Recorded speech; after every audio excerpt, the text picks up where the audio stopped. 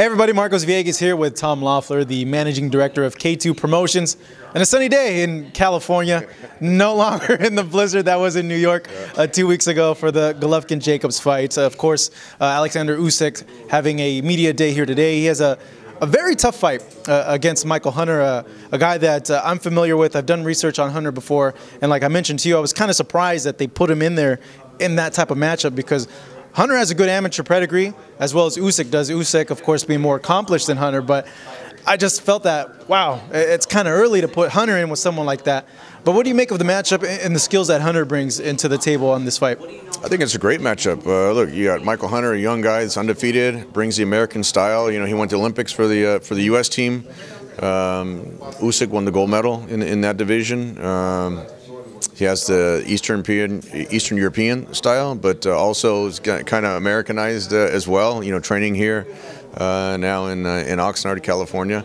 I think it's a great matchup for the fans, seeing two young guys who normally wouldn't take the risks of fighting each other in this type of a matchup. But it's a big opportunity for Michael Hunter to win a world title. And it's a great opportunity for Alexander Usyk to be back on HBO a second time and to build on his first performance on HBO that was here at the Forum last time.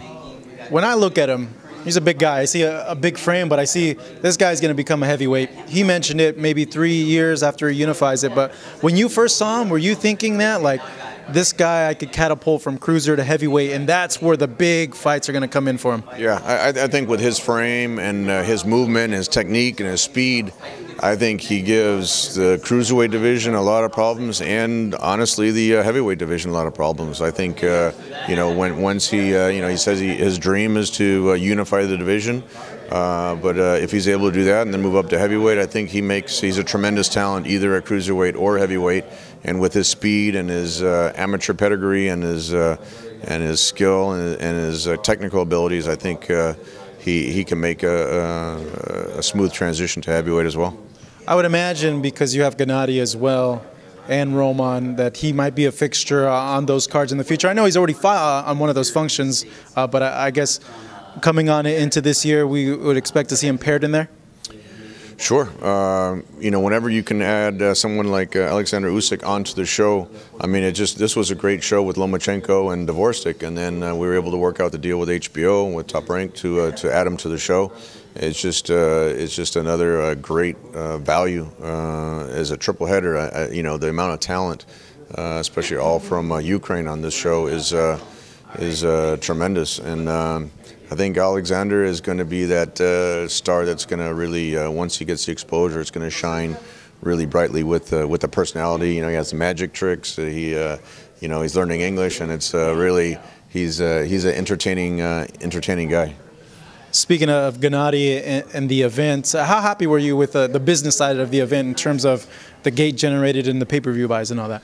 Oh, I think it was a tremendous event. I mean, just the fan reaction. You know, whenever we can put on, you know, those type of fights, I think that's probably the two best fights for a show like that I've seen, you know, in a long time, where both were extremely competitive, both went the distance, fought at such a high level. You know, Gennady likes to say the ring IQ. Whenever you have Chocolatito in there, and then you know, the way Danny Jacobs fought, and he rose to the occasion, Rungvisai rose to the occasion, and you know, Triple G with his just the way he is able to move and cut off the ring. It was a tremendous show.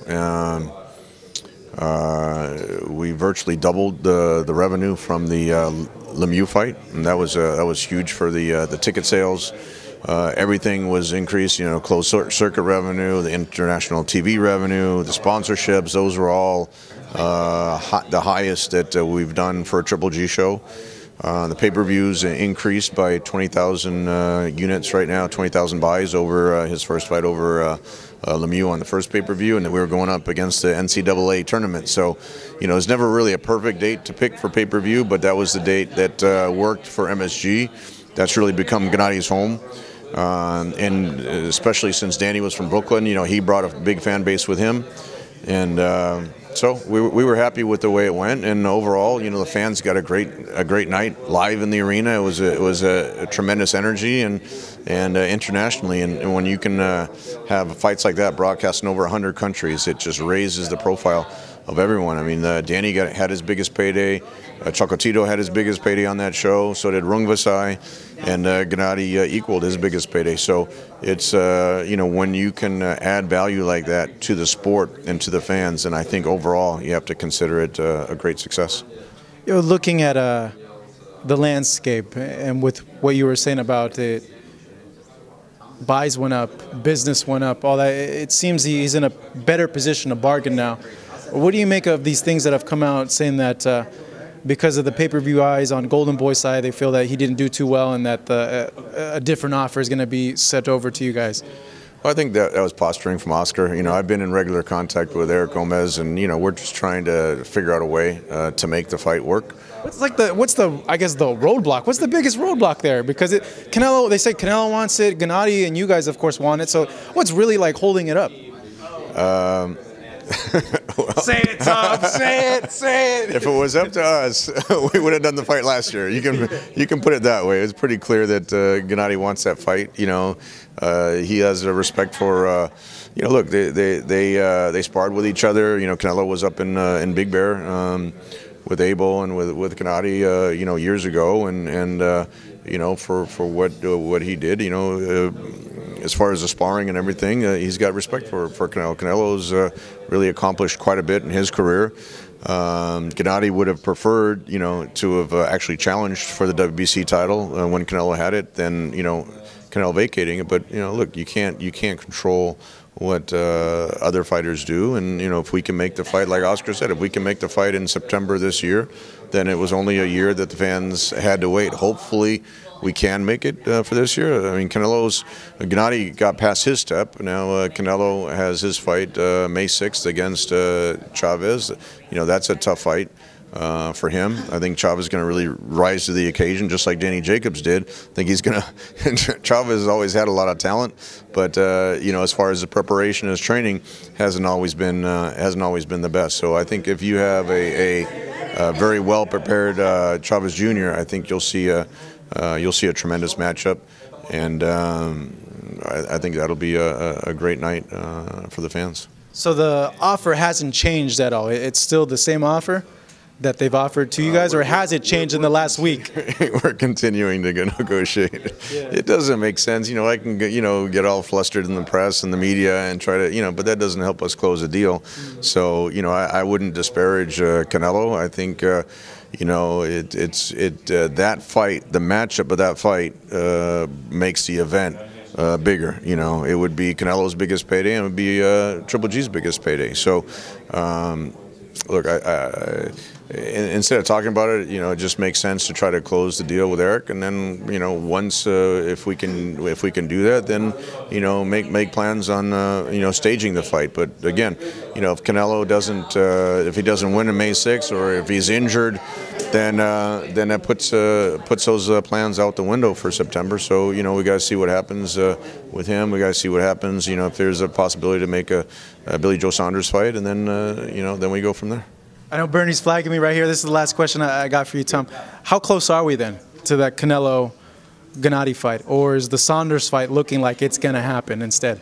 Well, you know, like you know, we've said we can't really wait for people.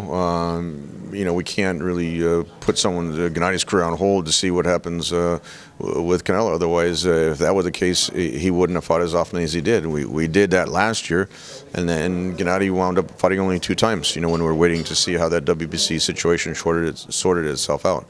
So we have to keep Gennady active. If we can make the fight with Canelo, it'd be great. That would be the top priority. But if not, then we just got to, you know, see who else will get in the ring with them. Billy Joe Saunders, you know, we tried to make that fight last year at the same time, and we couldn't make it last year. If we can make it this year, then I think that's something that, you know, it's always been Gennady's dream to unify the middleweight division. It seems like now he's finally at a point where the champions will fight him, whereas before mention Gennady's name to one of the champions at the time, and they would like run for the hills. It was like, why would we fight that guy? And that now he's at the point where people are actually talking about getting in a ring with him, which is makes my job easier. How soon will it figure itself out if it's Canelo or Gennady? Can you at least tell us that? Oh, I think we'll know pretty quickly here within the next couple weeks. We'll know what happens, and until we know what happens in May, even if we make a deal with Golden Boy, and if Canelo loses, then that fight's out the window. So I can only plan on trying to continue to make the best fights for Gennady. That's at the top of his list, and we'll see what we can put together. All right, Tom, as always, thank you so much. Really appreciate it. Next time you got to take me shoe shopping, because if you can see, he got alligator skins on his feet right here. Here with Tom Loeffler. No, they're nice. I wish I could get some alligator skins on my feet. This is Marcos Villegas. Thank you guys for watching over here at Fight Up TV.